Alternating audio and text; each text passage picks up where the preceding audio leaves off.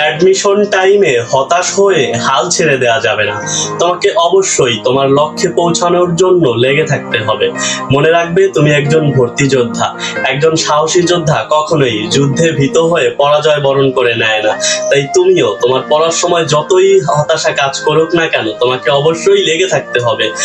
তোমার কাছে মনে হতে পারে তোমার মতো একজন সাধারণ শিক্ষার্থী পাবলিক বিশ্ববিদ্যালয়ে চান্স পাওয়ার যোগ্যতা রাখে। আমি বলছি হ্যাঁ, তোমার মতো সাধারণ শিক্ষার্থীরাই পাবলিক বিশ্ববিদ্যালয়ে চান্স পাওয়ার যোগ্যতা রাখে। তোমাদের আশেপাশে অনেকেই বলবে যে পাবলিক বিশ্ববিদ্যালয়ের সিট সংখ্যা তো সীমিত, তোমার মতো সাধারণ শিক্ষার্থী পাবলিক বিশ্ববিদ্যালয়ে চান্স পাবে না।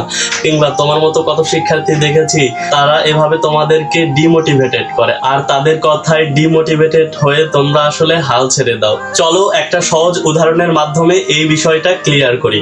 মনে করো ঢাকা বিশ্ববিদ্যালয়ের কোন একটা নির্দিষ্ট ইউনিটে 5,000 শিক্ষার্থী অংশগ্রহণ করতে পারবে। সেখান থেকে একজন শিক্ষার্থী উক্ত ইউনিটে ভর্তি হওয়ার সুযোগ পাবে এবং এই ইউনিটে ভর্তি পরীক্ষা দেওয়ার শর্ত হচ্ছে এইচএসসি পাস। তাহলে একজন সাধারণ শিক্ষার্থী হিসেবে তুমি অবশ্যই চেষ্টা করবে ওই একজন শিক্ষার্থী হতে।